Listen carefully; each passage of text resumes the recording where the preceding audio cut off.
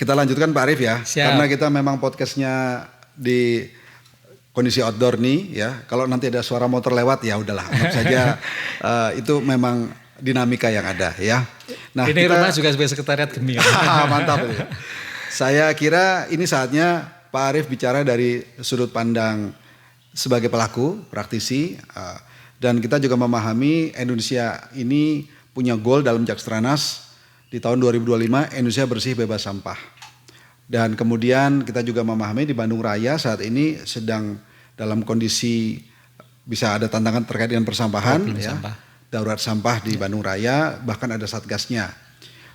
Dan jangan lupa juga untuk Das Citarum juga ada Perpres 19 2018 di mana ada satu bab khusus tentang partisipasi masyarakat yang diatur sehingga kita memang diberikan ruang untuk eksplorasi apapun yang kita lakukan. Nah, tapi tentu karena masyarakatnya hanya satu elemen saja, ada elemen-elemen lain yang juga terlibat.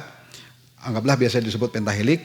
Monggo sekarang Pak Arief ceritakan semua harapan, tantangan yang ada, dan kalau memang kita menghadapi masalah, kita juga tawarkan opsi solusi yang terbaik. Karena goalnya, saya sih berharap dengan Pak Arief Purnomo nanti sampaikan, kita bukan menghilangkan gejala, tapi benar-benar mengobati penyakitnya. Monggo Pak Arief. Ya, sebelum saya berbicara di situ, saya pengen juga menyampaikan bahwa Gemi ini dengan segala macam keterbatasan, karena basicnya adalah pemberdayaan dan semua warga kita berdayakan semua. Kita punya tim ahli namanya Pak Alexius Aben dan tim ahli bidang teknis, tim ahli bidang yang lain gitu ya, banyak gitu kan.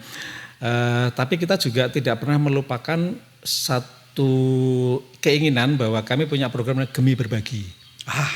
Ya. Gemi Berbagi. Ini next level Pak berarti Pak. Udah ya. Gemi Berbagi ini. Meskipun kita belum jadi orang kaya, tapi berbagi itu menjadi sebuah kewajiban gitu ya.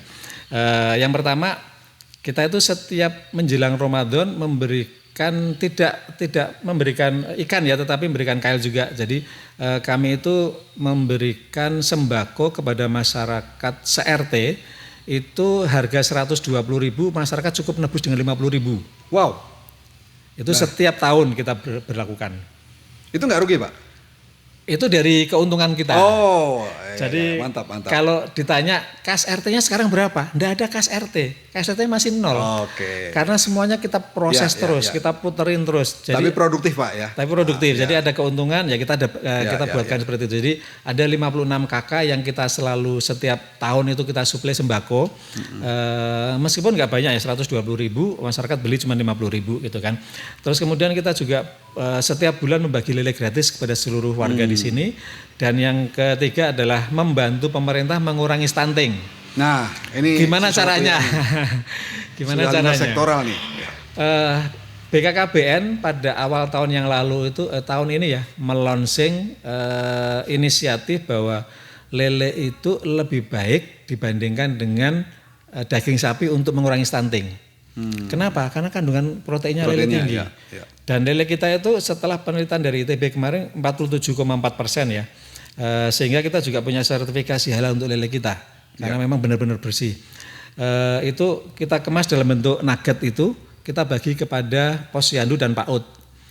Nugget kita dampingin dengan nasi sayur. Jadi sayuran tanaman KWT itu kita olah dengan nasi, kita bagikan gratis kepada posyandu dan PAUD. Ada posyandu di sini itu namanya Anyelir C, itu ada 25 balita yang kita suplai nugget sama nasi sayur.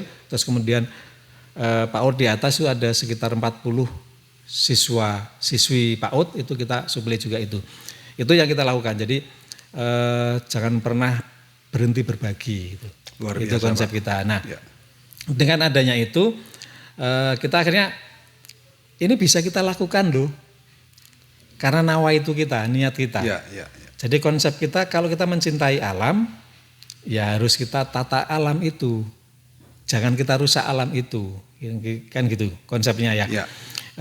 Sehingga dengan hal yang kecil kita berharap bisa membesar. Membesarnya gimana? Ya kami harapkan, yuklah pemerintah duduk bareng, karena ngelola sampah itu gampang-gampang susah. Gampangnya, loh kami itu bisa kok. Ya. Yang tataran kecil di lingkungan RT ini, di Cipagaran Asri itu bisa sampai ngelola 20 ton per bulan. Kalau mau ditingkatkan 50 ton per bulan bisa nggak? Bisa. Bahkan 90 ton, 120 ton juga bisa. Ya. Dan itu bisa kita kelola. Tapi kenapa nggak bisa itu diberlakukan kepada semuanya gitu kan? Artinya dinaikkan ke atas ke level RW dan bahkan sampai desa atau kelurahan pun ini sangat memungkinkan Pak. Betul. Ya? Kami sudah pernah memberikan saran. Kalau seandainya misal pemerintah Kota Cimahi itu punya anggaran 40 miliar untuk buang sampah ke Sarimukti. Ya. Kalau seandainya dicoceng supaya diambil sedikit lah ya, diambil sedikit untuk membuat sebuah konsep seperti gemi di satu kelurahan, satu gemi aja. Anggaplah karena total 15 kelurahan. 15 titik lah. Ada begitu. 15 titik. Kalau satu titik itu bisa diberikan anggaran sekitar 100 juta untuk membangun sebuah konsep seperti gemi, itu bisa mengelola sekitar 5 ton per hari. Kali 15 kelurahan. Wah, lumayan. 75 ton per hari sampah itu bisa dikelola. Ya. Kenapa enggak itu bisa diberlakukan? Karena sampah itu bau tetapi juga jadi daya tarik banyak orang. Ya. Jadi cukup banyak pihak bermain di dalam sampah itu sehingga kalau boleh dibilang terlalu banyak kepentingan yang ikut terlibat lah. Gitu. Jadi kalau orang lain melihatnya di kekewek Pak. Gitu. Sehingga kembali kepada nawaitu kita. Kalau nawaitu kita itu benar dan mau menyelesaikan sampah bisa dilakukan. Ya. Tapi kalau nawaitu kita nggak benar ya nggak bisa. Jadi Pak Arief percaya bahwasanya ini bisa. Bisa. Ya. Asalkan, itu tadi ya diberikan 1, 2, 3 begitu. Iya betul. Ya. Nah permasalahan juga terlalu banyak peraturan-peraturan dan kadang-kadang tumpang tindih. Satu hal kemarin saya minta tolong. Daerah membuat peraturan mengenai pilah sampah dari rumah itu sudah ada, Kota Cimahi ya. Tapi kenapa tidak bisa diimplementasikan? Bahkan rumah makan itu pernah saya minta seluruh sampah rumah makan kirim semua ke Gemi. Kami akan kelola. Ya. Tapi begitu masuk itu isinya ya campur tisu, campur plastik. Oh. Kenapa pemerintah nggak tegas di situ? Ya. Padahal ada peraturan. Kenapa Satpol PP nggak tegas di situ? Ya. Itu yang harusnya bisa dilakukan itu kan. Jadi nggak perlu TPS, nggak perlu TPA. Kalau semuanya bisa kita lakukan dengan konsep seperti Gemi itu bisa kok. Ya, hanya residunya. Sebagian besar ini timbulan sampah sudah selesai di tempat sampah itu terjadi. Betul. Ya, jadi konsep menyelesaikan sampah di ujungnya itu tercapai dengan konsep kami. Ya. Tapi pemerintah itu susah untuk melakukan hal itu. Ada apa dengan pemerintah? Itu tugasnya Kang Wahyu lah untuk menyelesaikan masalah itu. Tapi intinya sebagai masyarakat siap ya Pak? Insya Allah siap. Dan kalau toh kami diminta bantuannya untuk melakukan edukasi, membuat konsep seperti ini. Kami sedang menggarap yang tadi saya cerita ya, di 4 desa itu tadi. Itu konsepnya semua dari kami. Jadi jangan sampai Cimahi yang menjadi anggaplah bisa merintis ini dan kemudian dipakai di beberapa kota kabupaten lain ya. Tadi Kabupaten Bandung juga di Garut. Ya. Tapi sebagian Cimahi lainnya malah belum tergugah untuk melakukan yang sama. Betul. Dan penghubungnya adalah si pemerintahnya ya, pemerintah Kota Cimahi. Nah, kira-kira Pak, karena sekarang sudah ada Satgas untuk darurat sampah dan ini levelnya provinsi, dipimpin oleh kabannya dari Bapenda begitu, Pak Dedi Taufik. Kira-kira ada semacam semangat apa lagi nih Pak? Karena ternyata ujung-ujungnya bukan lagi Cimahi mikirin Cimahi, tapi Jawa Barat juga bahkan mikirin Cimahi begitu. Nah kira-kira mumpung ada anggaplah peluang akselerasi, kira-kira yang Bapak ingin sampaikan ini apa nih kepada baik pemerintah di level kota kabupaten maupun di provinsi? Action sih sebetulnya. Oh, action. Action. Apapun peraturannya, kalau nggak ada action juga sama aja. Action, saya pernah ingat Mas Wahyu waktu itu membuat video mengenai pencemaran ya. Itu kan bisa dicegah semuanya ya. Kalau ada action. Ya. Di hulunya bisa dicegah. Ya. Betul. Kalau itu mau dilakukan oleh semua komunitas itu bisa. Jadi apapun peraturannya, kalau misal ada, apalagi sudah ada Satgas ya, dan kita belum melihat sejauh mana, meskipun Pak Dedi juga pernah berkunjung ke sini kan gitu. Kami juga menyampaikan itu kan. Ini bisa dikelola gitu loh. Sampah itu bisa dikelola dan tidak perlu membuang APBD segitu banyaknya untuk ngurusin sampah. Ya. sehingga APBD itu bisa dihemat untuk kepentingan yang lain, untuk puskesmas, untuk pendidikan gitu kan. Kalau semua dilibatkan, permasalahannya adalah seberapa kuat pemerintah daerah itu melibatkan masyarakat di dalam komunitas. Seberapa kuat pemerintah daerah mau melibatkan masyarakat. Iya, betul. Berarti oke lah, anggaplah ini tugas saya untuk menyampaikan kembali kepada pemerintah.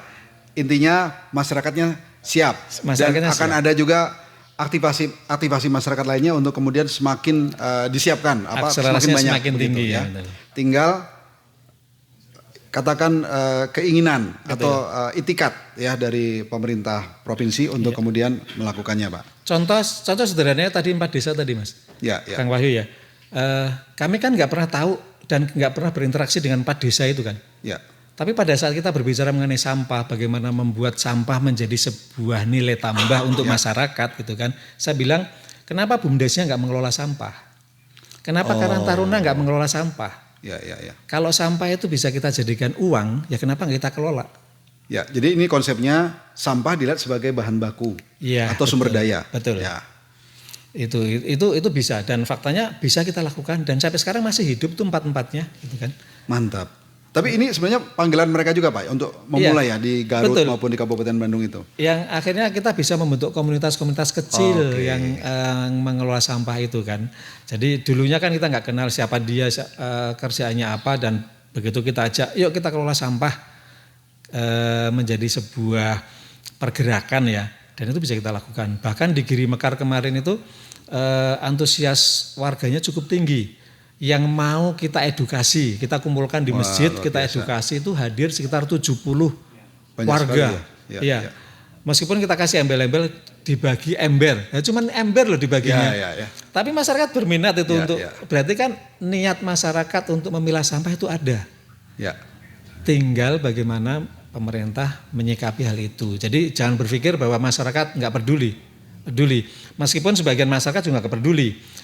Saya pernah mengkritik orang kaya itu membuang sampahnya sembarangan karena mereka merasa membayar. Oh, tidak peduli, pokoknya udah beres di tempat saya udah nggak ada sampahnya begitu. Jadi dia itu lebih senang di rumah saya nggak bau dibandingkan dengan warga yang lain. Kenapa? Saya sudah bayar kok. Nah itu juga harus kita potong rantai itu, dan faktanya di sini bisa itu kita lakukan. Ya. Jadi tantangannya adalah pemerintah bisa nggak membuktikan itu. Ya, terima kasih Pak Arief, sudah banyak yang disampaikan ya. Dan kita sudah di penghujung acara. Mungkin ada closing statement dari Pak Arief dalam satu kalimat yang semoga nanti semua sahabat pemirsa ini bisa ingat. Ya, kalau kita mau cinta alam, kita harus memelihara alam. Jadi zero waste itu bukan bebas sampah, tetapi bagaimana kita bisa memanfaatkan sampah itu menjadi nilai tambah. Terima kasih. Luar biasa. Ini kata-kata yang menarik dari Cepagaran Asri ya, di ketinggian kota Cimahi. Ini adalah kelurahan paling tinggi di kota Cimahi ya. Semoga niatan untuk meninggikan baik dalam menghargai alam dan juga menghargai partisipasi masyarakat tadi akan diingat oleh pemerintah baik di kota Cimahi, kabupaten lainnya dan juga Jawa Barat. Sekian dari kami di sini. Saya Wahyu Darmawan. Salam santun, salam damai. Assalamualaikum warahmatullahi wabarakatuh. Waalaikumsalam warahmatullahi wabarakatuh. Terima kasih semuanya.